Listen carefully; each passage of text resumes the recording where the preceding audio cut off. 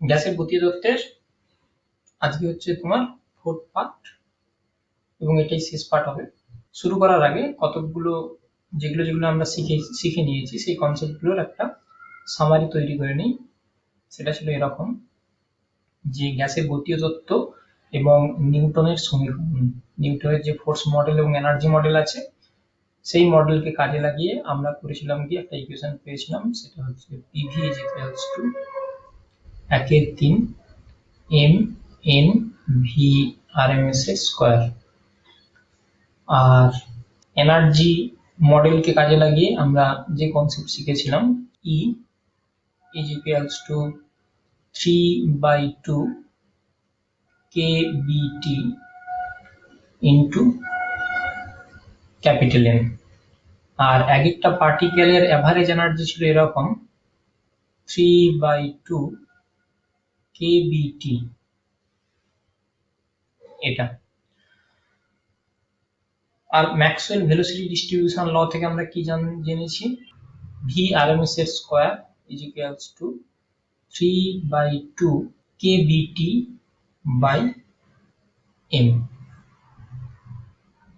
আর এই কনসেপ্টগুলোকে কাজে লাগিয়ে আমরা বয়েলের সূত্র, চার্লসের সূত্র, চাপের সূত্র, অ্যাভোগাড্রো সূত্র, ব্যাপনের যে সূত্র আছে সমস্ত সূত্রগুলো আমরা ডিরাইভ করে নিয়েছিলাম।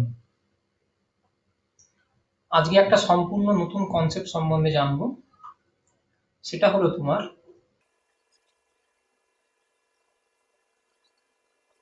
স্বাধীনতার মাত্রা বা ডিগ্রিস অফ ফ্রিডম। একেবারে নতুন কনসেপ্ট, কিন্তু আমার মেকানিক্যাল ব্যাকগ্রাউন্ড দরকার হবে বোঝার জন্য।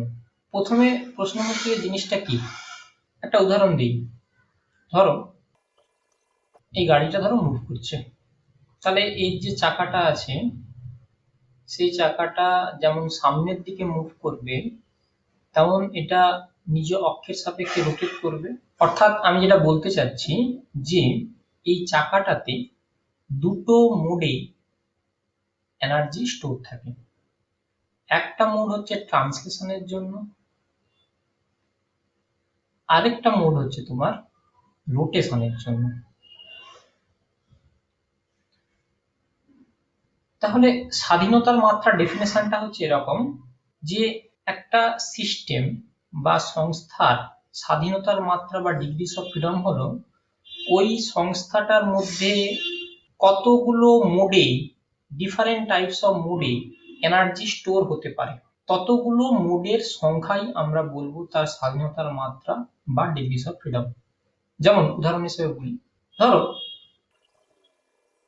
এক পরমাণু কণা, মানে একটা গ্যাসিয়াস সিস্টেমের মধ্যে যে সমস্ত পার্টিকেল গুলো আছে সেই পার্টিকেল গুলো কেবলমাত্র একটা পরমাণু দিয়ে তৈরি, ওয়ান অ্যাটমিক মলিকিউল। সেক্ষেত্রে ব্যাপারটাকে আমরা এরকম করে ভাবতে পারি, সেটা হলো এই যে কণাটা আছে, এই কণাটা এটা যদি এক্স অ্যাক্সিস হয়, এটা যদি ওয়াই অ্যাক্সিস হয়, এটা যদি জেড অ্যাক্সিস হয়, তাহলে এই কণাটা এই দিক বরাবরও রৈখিক গতি নিয়ে যেতে পারে, আবার এদিক বরাবরও যেতে পারে, আবার এদিক বরাবরও যেতে পারে। মানে আমি যেটা বলতে চাচ্ছি, এর যদি রৈখিক গতির জন্য শক্তি থাকে তাহলে সেই শক্তিটা পরিমাণ হবে half of mv(x²) plus half of mvy² plus half of mvz² equals to ek। তাহলে এটাকে এরকম করে ভাবতে পারি যে আমার কাছে এই এনার্জিটা আছে, এই এনার্জিটা আমি কি করছি, এক্স ডাইমেনশন বরাবর কিছুটা ডিস্ট্রিবিউট করেছি, ওয়াই ডাইমেনশনের দিকে কিছুটা ডিস্ট্রিবিউট করেছি, জেড ডাইমেনশনের দিকে কিছুটা ডিস্ট্রিবিউট করেছি। মানে কি হলো, তিনটে মোডে আমি এখানে এনার্জি স্টোর করলাম। হলো, তাহলে এক পরমাণু গ্যাসের ক্ষেত্রে ডিগ্রিস অফ ফ্রিডম বা স্বাধীনতার মাত্রা এর পরিমাণটা কত, না এটা হচ্ছে তোমার 3। এখন প্রশ্ন হচ্ছে যে এই রকম কতগুলো মোড আছে, যে মোডে আমরা এনার্জিকে স্টোর করে রাখতে পারবো সেটা হলো এরকম যে রৈখিক গতি বা ট্রান্সলেশনাল মোশনের জন্য হতে পারে। এই যে এখানটা লক্ষ্য করো, এই পার্টিকেলটা করছে কি এদিক বরাবর লিনিয়ারলি মুভ করতে পারে, এদিক বরাবর মুভ করতে পারে, এদিক বরাবর মুভ করতে পারে, অর্থাৎ স্পেসের 3 ডাইমেনশনে যেখানে ইচ্ছা যেতে পারে নিজের ইচ্ছে খুশি। এই জন্য স্বাধীনতা এই নামটা কেন দেওয়া হয়েছে, নিজের ইচ্ছে খুশি যেতে পারে। এখন যদি ধরো আমি বললাম যে এই কণাটা, এই যে কণাটা আছে, বা ধরো আমি এখানে একটা এরকম একটা পার্টিকেল নিয়েছি আর এই পার্টিকেলটা একটা তারের মধ্যে দিয়ে প্রবেশ করে দিয়েছি, আমি ছিদ্র করে তারের মধ্যে দিয়ে ঢুকে দিয়েছি। এখন এই পার্টিকেলটা যদি মুভ করে তাহলে কেবলমাত্র এক্স অক্ষ বরাবরই যেতে পারবে, না ওয়াই অক্ষ বরাবর যেতে পারবে, না জেড অক্ষ বরাবর যেতে পারবে। অর্থাৎ আমি এখানে একটা কনস্ট্যান্ট ইকুয়েশন, কি ইকুয়েশন, কনস্ট্যান্ট ইকুয়েশন দিয়ে এর গতিকে বেঁধে দিয়েছি। কি বলছি, যে এ কেবলমাত্র ওই তার বরাবরই যেতে পারবে। এই অবস্থায় ডিগ্রিস অফ ফ্রিডম কত হবে, কেবলমাত্র 1 হবে, কারণ একমাত্র সে ওই দিক বরাবর ছাড়া তার অন্য কোনো দিক বরাবর যেতে পারবে না। বোঝা গেল? তাহলে ডিগ্রিস অফ ফ্রিডমের সঙ্গে স্বাধীনতার সম্পর্কটা বোঝা গেল। এখন এটার একটা সাধারণ সূত্র আছে, সাধারণ সূত্রটা এরকম যে ডিগ্রিস অফ ফ্রিডম বের করার জন্য F is equals to 3 into n minus c। n হচ্ছে তোমার number of particles R c হচ্ছে নাম্বার অফ কনস্ট্রেন্টস। আমি এটা পরে আসবো, ব্যাপারটা আমি ক্লিয়ার করব। তো এখানে শুধুমাত্র এই ইকুয়েশনটা জেনে রাখো। তাহলে আমরা বললাম যে কতগুলো মোডে এনার্জি স্টোর হয়, তার মধ্যে একটা মোড হচ্ছে রৈখিক গতির জন্য, এবং রৈখিক গতির জন্য যদি ফ্রিলি মুভ করে তাহলে 3 ভাবে এক্স অক্ষ বরাবর, ওয়াই অক্ষ বরাবর আর জেড অক্ষ বরাবর হতে পারে। তার মানে রৈখিক গতির জন্য ম্যাক্সিমাম 3 প্রকারে আমি এনার্জি স্টোর করে রাখতে পারি। নেক্সট,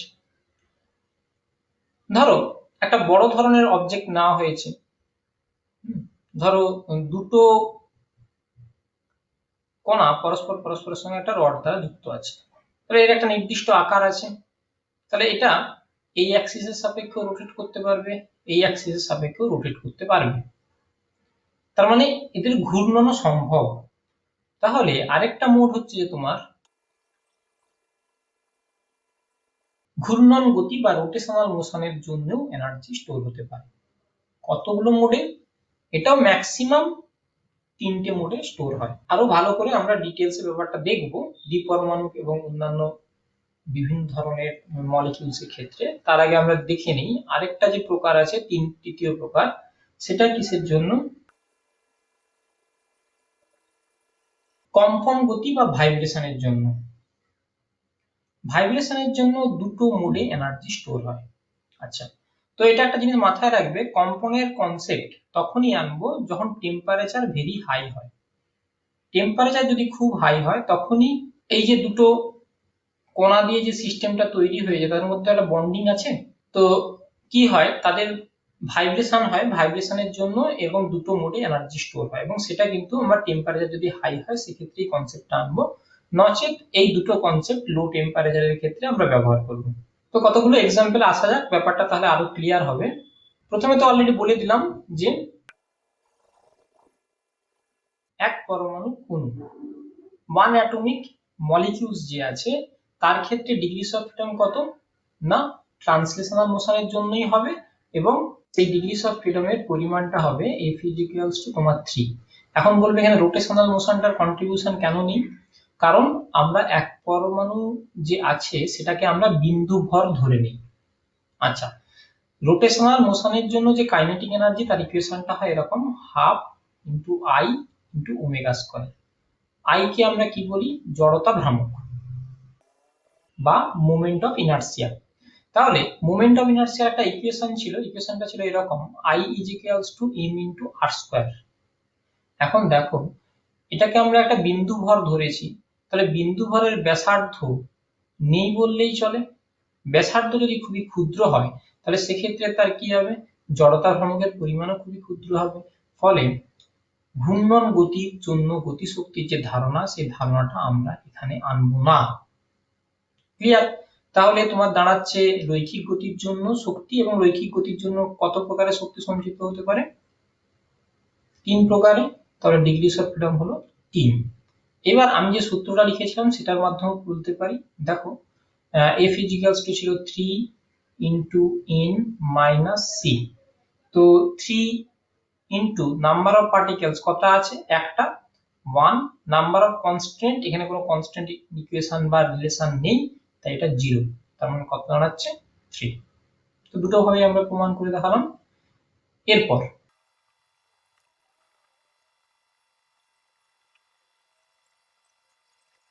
দ্বিপরমাণু অণু বা রৈখিক অণু। দ্বিপরমাণু অর্থাৎ দুটি পরমাণু দ্বারা গঠিত একটা অণু। ধরো সেটাকে দেখতে এরকম হবে, এই একটা পরমাণু, এই একটা পরমাণু, তাদের মধ্যে একটা কি আছে? বন্ডিং আছে। অথবা রৈখিক অণু, ধরো 3টে পরমাণু দিয়ে তৈরি, কার্বন ডাই অক্সাইড। তো এর স্ট্রাকচারটা কি হয়? লিনিয়ার বা রৈখিক হয়, দুটো বন্ডের মধ্যবর্তী কোণ 180 ডিগ্রি হয়, অর্থাৎ এটার স্ট্রাকচারটা তোমার লিনিয়ার স্ট্রাকচার। এই ধরনের স্ট্রাকচারের ক্ষেত্রে ডিগ্রিস অফ ফ্রিডম কত হবে সেটা আমরা কিভাবে ক্যালকুলেশন করব লক্ষ্য করো। প্রথমত, এই যে সিস্টেমটা আছে, দুটো পরমাণু দিয়ে একটা অণু তৈরি হয়েছে, এই সিস্টেমটা এক্স অক্ষ বরাবর যেতে পারবে রৈখিক গতি, ওয়াই অক্ষ বরাবর রৈখিক গতি হবে, আবার জেড অক্ষ বরাবর রৈখিক গতি হবে। তার মানে ট্রান্সলেশনাল মোশনের জন্য তার ডিগ্রিস অফ ফ্রিডম 3, সেটা ঠিক আছে। এরপর এই যে সিস্টেমটা আছে, এই সিস্টেমটা দেখো ভালো করে লক্ষ্য করো, এরকম একটা অ্যাক্সিসের রেসপেক্টে সুন্দরভাবে রোটেট করতে পারবে। অর্থাৎ এরকম একটা অ্যাক্সিসের রেসপেক্টে তার মোমেন্ট অফ ইনারশিয়া থাকবে, মানে এই অ্যাক্সিসের রেসপেক্টে তার কাইনেটিক এনার্জি বা গতি শক্তি থাকবে ঘূর্ণনের জন্য। আবার দেখো, এর পারপেন্ডিকুলার একটা অ্যাক্সিস, যেটা এরকম একটা অ্যাক্সিস, এবং এই অ্যাক্সিসের সাপেক্ষে যদি এই দিকে রোটেট করে, ঠিক, তাহলে সেটার ক্ষেত্রেও থাকবে, কারণ এই অক্ষ থেকে এই কণাগুলোর একটা দূরত্ব আছে, মানে আর আছে, সেক্ষেত্রে থাকবে। তাহলে এতক্ষণ আমরা দুটো পেলাম। এরপর দেখো, যদি আমরা এই অ্যাক্সিসটা নিয়ে নিই, এরকম একটা অ্যাক্সিস, এই অ্যাক্সিসের সাপেক্ষে যদি রোটেট করে, তার ডিগ্রিস অফ ফ্রিডম নেই। তার মানে এই দিক বরাবর রোটেশনের কোনো প্রশ্নই আসছে না। কেন? কারণ কণাটার তো কোনো আকার নেই। তার মানে এখান থেকে এই যে কণার যে ব্যাসার্ধের দূরত্ব, এই আর, এটা টেন্স টু 0, ঠিক। আর টেন্স টু 0 মানে আই টেন্স টু 0, এই যে দেখালাম, আই টেন্স টু 0 মানে কি? ই টেন্স টু 0। তার মানে এই অ্যাক্সিসের সাপেক্ষে রোটেশনের কোনো প্রশ্ন নেই। তার মানে রোটেশনাল মোশনের জন্য দুটো ডিগ্রিস অফ ফ্রিডমের কন্ট্রিবিউশন আছে। তাহলে সিস্টেমটার মোট ডিগ্রিস অফ ফ্রিডম কত দাঁড়ালো? F = 3 + 2 5। কখন? লো টেম্পারেচারে। যদি আমি হাই টেম্পারেচারে ক্যালকুলেশন করি, তাহলে আমাকে ভাইব্রেশনের জন্য যে দুটো ডিগ্রিস অফ ফ্রিডম আছে সেই দুটোকে হিসেবের মধ্যে আনতে হবে, এবং তখন তার ডিগ্রিস অফ ফ্রিডম কত হবে? 7।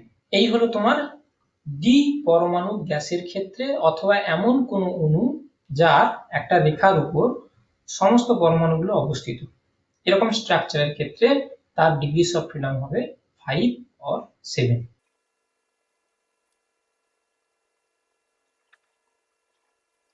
অরৈখিক অণু বা নন লিনিয়ার পলিঅ্যাটমিক মলিকিউলস এমন স্ট্রাকচার যার পরমাণুগুলি একটা রেখার উপর অবস্থিত নয়।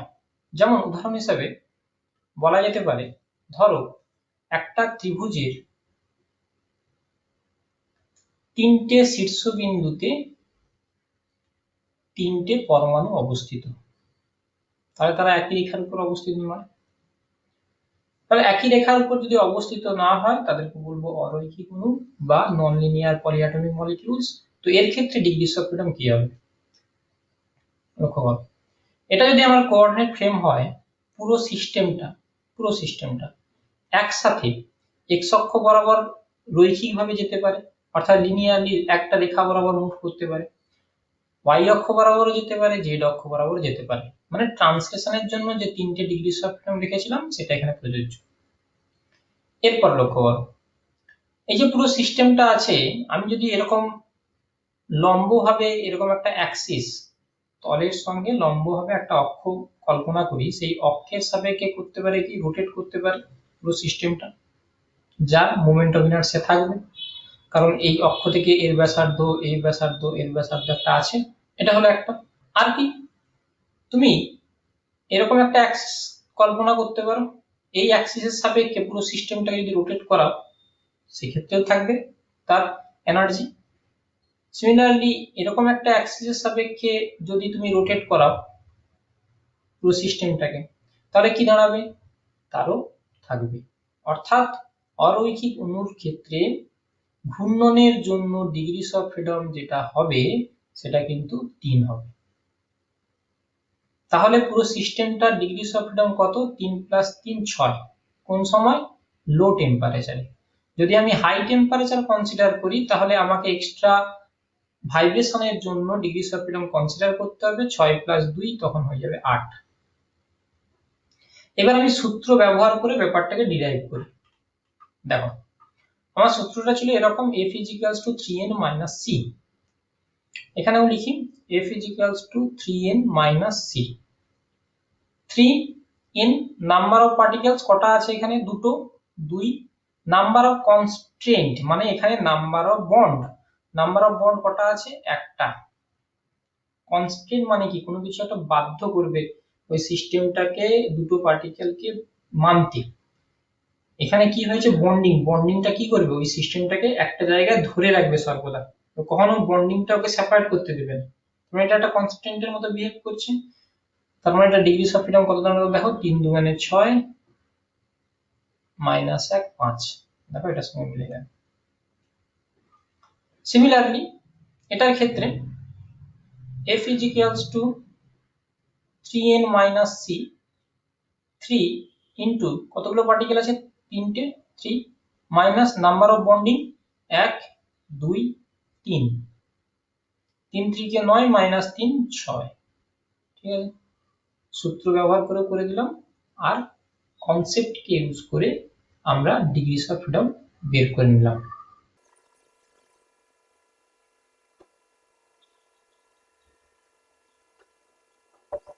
শক্তির সমবিভাজন নীতি বা ল অফ ইকুইপার্টিশন অফ এনার্জি, নামের মধ্যেই রহস্য ঢুকে আছে।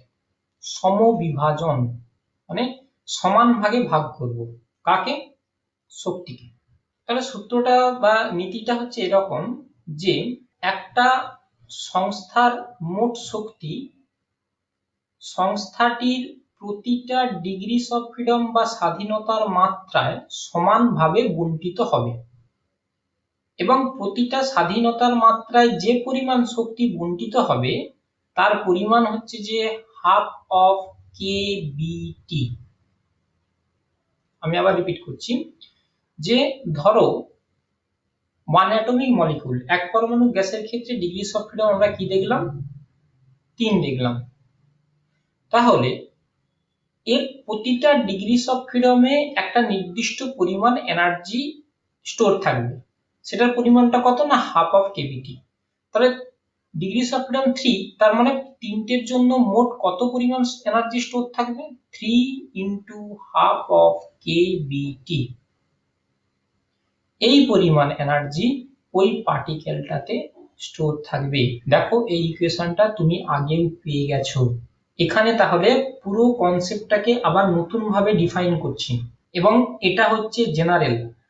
আগে তুমি এই কনসেপ্টটা পেয়েছিলে যে একটা পার্টিকেলের অ্যাভারেজ কাইনেটিক এনার্জির পরিমাণ 3/2 kBT। ওই যে ইকুয়েশনটা ছিল, ওই ইকুয়েশনটা ছিল স্পেশাল কেস। আজকে যেটা শিখছি সেটাই হচ্ছে মোর জেনারেল কেস। এবং আগের ইকুয়েশনটা কেবলমাত্র এক পরমাণু গ্যাসের ক্ষেত্রেই প্রযোজ্য ছিল, তখন আমরা ব্যাপারটাকে উজ্জ্ব রেখেছিলাম। তাহলে দ্বিপরমাণু গ্যাসের ক্ষেত্রে কি হবে, দ্বিপরমাণু গ্যাসের ক্ষেত্রে ডিগ্রিস অফ ফ্রিডম ছিল তোমার 5। তাহলে দ্বিপরমাণু গ্যাসের একটা অণুর গড় শক্তির পরিমাণ কত, 5/2 kBT। এবার আমি সূত্রটাকে সাধারণভাবে লিখছি, কি লিখছি, একটা অণুর গড় শক্তির পরিমাণ সেটা দাঁড়াবে F/2 kBT। F হচ্ছে ডিগ্রিজ অফ ফ্রিডম। তাহলে যদি আমি n সংখ্যক কণা দিয়ে একটা সিস্টেম তৈরি করি, n সংখ্যক অণু দিয়ে যদি একটা সিস্টেম তৈরি করি, তাহলে ওই সিস্টেমটার এনার্জির পরিমাণ কতটা হবে? সেটা হচ্ছে তোমার n F/2 kBT। এখন যদি আমার অ্যাভোগাড্রো সংখ্যক অণু দিয়ে যদি সিস্টেম তৈরি করি, অর্থাৎ 1 মোল গ্যাসের সিস্টেম যদি নেই, সেক্ষেত্রে তার শক্তির পরিমাণ কতটা হবে? সেটা হলো তোমার, ধরো এটাকে E2 লিখে দিচ্ছি, Na F/2 kBT। Na Avogadro number. আর আমরা কি জেনেছি? Na into K, এই পরিমাণটা কত না আর গ্যাস কনস্ট্যান্ট F/2 RT। তার মানে এই ইকুয়েশনটা কি ইন্ডিকেট করছে? 1 মোল গ্যাসিয়াস সিস্টেমে টোটাল এনার্জি যতটা স্টোর আছে তার পরিমাণ হচ্ছে যে F/2 RT। তাহলে 1 মোল গ্যাসে যদি এই পরিমাণ এনার্জি স্টোর হয়, এখানটা আমি 1 মোল করে দিচ্ছি বোঝার সুবিধার্থে, 1 মোল। তাহলে n মোল গ্যাসের মধ্যে শক্তির কতটা পরিমাণ সঞ্চিত হবে? n into F/2 RT। এই সূত্রটা হচ্ছে জেনারেল সূত্র। এটাও যদি তুমি বোলজম্যান ধ্রুবকের ভাষায় কথা বলো, এটা ব্যবহার করবে। আর যদি তুমি গ্যাসীয় ধ্রুবকের ভাষায় কথা বলো, সার্বজনীন গ্যাস ধ্রুবক, সেক্ষেত্রে তুমি এটা ব্যবহার করবে। এটা কিন্তু তোমার সাধারণ সূত্র, এটা হচ্ছে তোমার স্পেশাল কেস। এই হলো তোমার শক্তির সমবিভাজন নীতি। অভ্যন্তরীণ শক্তি বা ইন্টারনাল এনার্জি। আমরা এনার্জি কনজারভেশন সূত্রটা যেটা দেখেছিলাম সেটা ছিল এরকম দেখতে, DEK plus DEP plus DE internal is equals to DW plus DQ আর ডট ডট ডট এরকম করে চলতে থাকে। এখন এটা হচ্ছে কাইনেটিক এনার্জি সমীকরণটা ছিল এরকম যে একটা সিস্টেমের মধ্যে তিনটে ফরম্যাটে এনার্জি স্টোর হতে পারে, একটা হচ্ছে কাইনেটিক এনার্জি, একটা ছিল পোটেনশিয়াল এনার্জি, একটা ছিল ইন্টারনাল এনার্জি বা অভ্যন্তরীণ শক্তি। আর সিস্টেমটাতে এনার্জি ট্রান্সফার ফেনোমেনা যা ছিল সেগুলো সব এই দিকে। এখন আমরা গতিশক্তির সমীকরণ মেকানিক্সে অর্থাৎ শক্তি কার্য ক্ষমতার যে চ্যাপ্টারটা ছিল সেটাতে শিখে নিয়েছিলাম, স্থিতিশক্তির পরিমাণটা দেখে নিয়েছিলাম, কার্যের পরিমাণটা বের করাটা সেটাও শিখে নিয়েছিলাম। এখন পড়ে গিয়েছিল অভ্যন্তরীণ শক্তি। সেই ধারণাটা আমরা এখানে একবারে প্রপার ওয়েতে ভালো করে বুঝে নেব। এখন এই যে ধরো একটা গ্যাসিয়াস চেম্বার নিয়েছো, তো এই চেম্বারটাকে একটা তুমি গাড়ির উপর রেখে সেটাকে মুভ করিয়েছো। এর মধ্যে গ্যাসিয়াস পার্টিকেল গুলো আছে। এখন দেখো টেম্পারেচার থাকার জন্য গ্যাসের পার্টিকেল গুলো র্যান্ডমলি এদিক ওদিক মুভ করবে। সেই যে মোশন, সেই মোশনটাকে আমরা বলি র্যান্ডম মোশন বা ডিসঅর্ডারড মোশনও বলতে পারি। এখন দেখো গাড়িটা যখন সামগ্রিকভাবে মুভ করবে, তাহলে এর মধ্যে এই চেম্বারটাও মুভ করবে। চেম্বারটা মুভ করলে গ্যাস পার্টিকেল গুলোও কিন্তু সামনের দিকে মুভ করবে। এই যে মুভমেন্টটা, এই মুভমেন্টটা কিসের জন্য হচ্ছে? গাড়ির মুভমেন্টের জন্য হচ্ছে, এবং একটা নির্দিষ্ট দিকে, র্যান্ডমলি এদিক ওদিক নয়। তাহলে এই যে মোশনটা, এই মোশনটাকে আমরা বলবো অর্ডার্ড মোশন। একটা গ্যাসিয়াস সিস্টেমের তাহলে দুটো মোশন থাকে।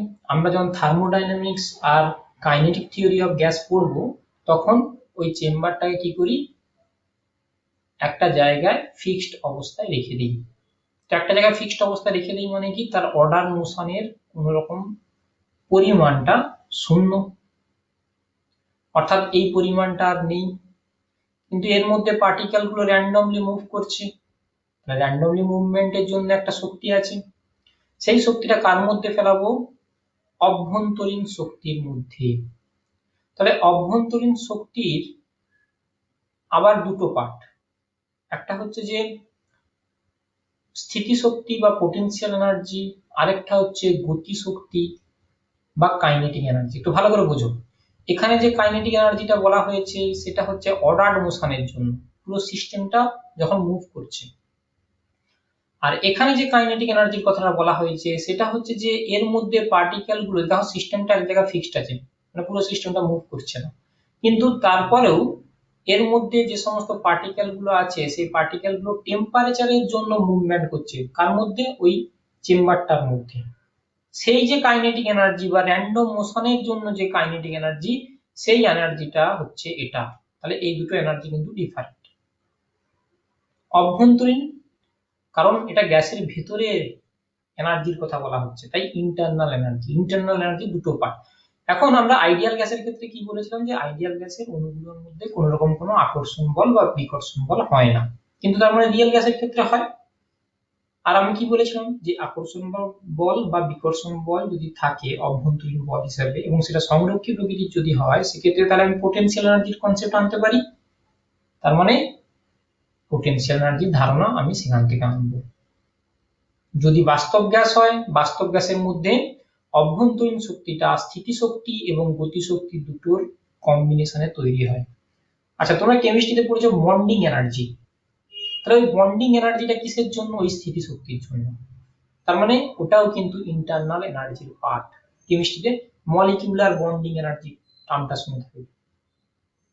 বন্ডিং এনার্জির জন্য যে পোটেনশিয়াল এনার্জির কথা বলা হয় সেটা হচ্ছে যে এই যে পোটেনশিয়াল এনার্জির পার্ট। তাছাড়াও তো মলিকিউল মলিকিউল ইন্টারঅ্যাকশন আছে, যখন কঠিন এবং তরল অবস্থায় থাকবে তখন তাদের মধ্যে একটা আকর্ষণ বল থাকে, সেই আকর্ষণ বলের জন্য কিছু স্থিতিশক্তি তৈরি হয়। তার মানে কি? তার মানে হচ্ছে যে যদি গ্যাসীয় পদার্থকে তুমি কখনোই তরল বা কঠিন পদার্থে পরিণত করতে পারবে না, কারণ তাদের মধ্যে কোনো রকম কোনো আকর্ষণ বল নেই।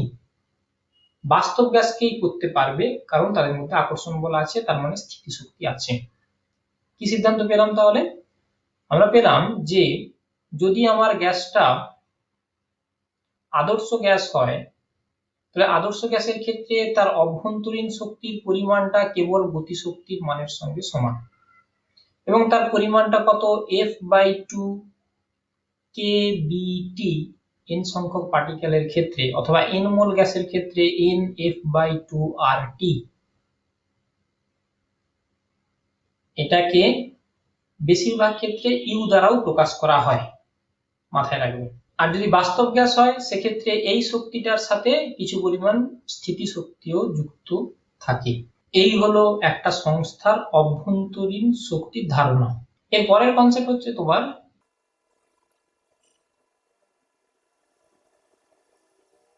মোলার আপেক্ষিক তাপ বা মোলার হিট ক্যাপাসিটি।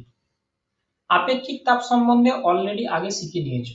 ডেফিনেশনটা ছিল এরকম: একক ভরের কোনো পদার্থের উষ্ণতা 1 ডিগ্রি বৃদ্ধি করতে যে পরিমাণ তাপ লাগে সেই পরিমাণ তাপকে আমি বলবো তার আপেক্ষিক তাপ বা স্পেসিফিক হিট।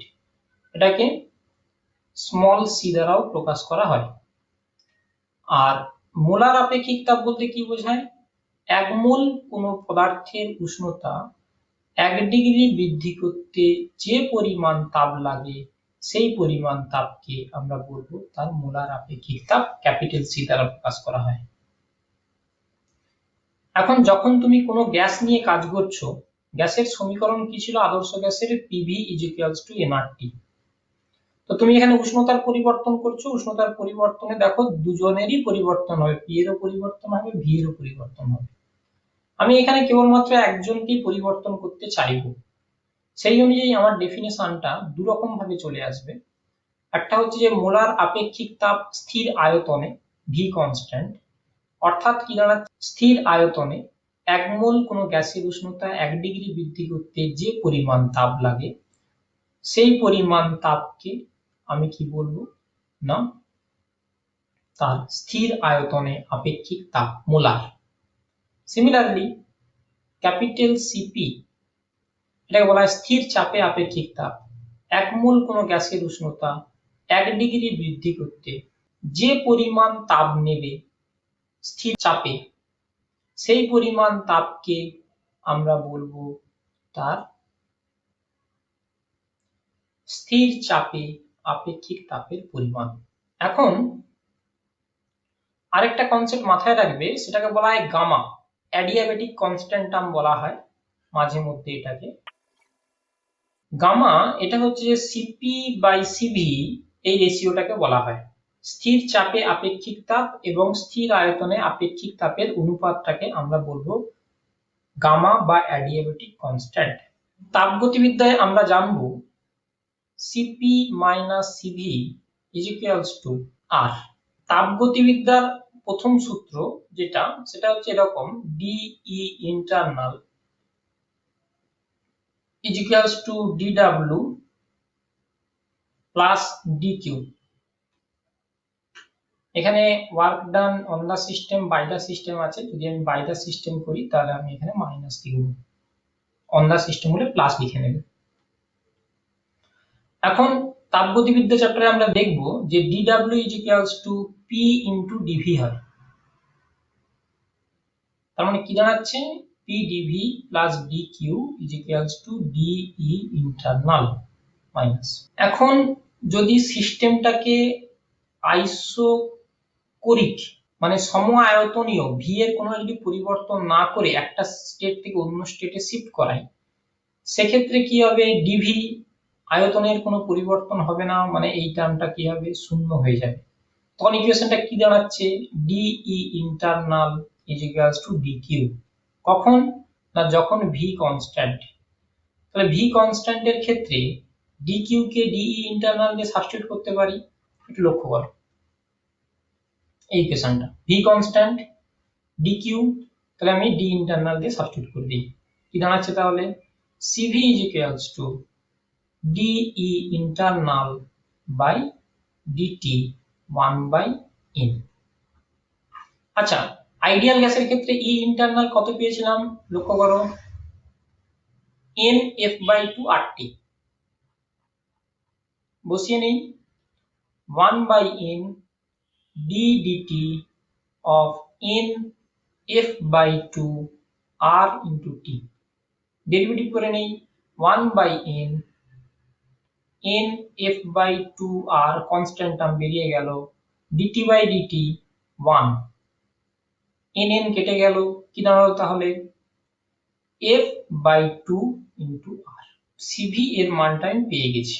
এখন cp minus cv, cp minus cv is equals to যে nr বলেছিলাম, এটা nr হবে না, এখানে n টার্মটা থাকবে না, শুধুমাত্র r হবে, cp minus cv is equals to r। ঠিক আছে, তো এই ইকুয়েশনটা যদি লাগাই তাহলে কি দাঁড়াচ্ছে, cp minus cv is equals to r, cp is equals to r plus cv is equals to r plus cv এর মান বসিয়ে নিচ্ছি f/2 into r, আর কমন নেই, 1 plus f/2 is equals to cp। এই ইকুয়েশনটা মাথায় রাখতে হবে, আর এখানে এই ইকুয়েশনটা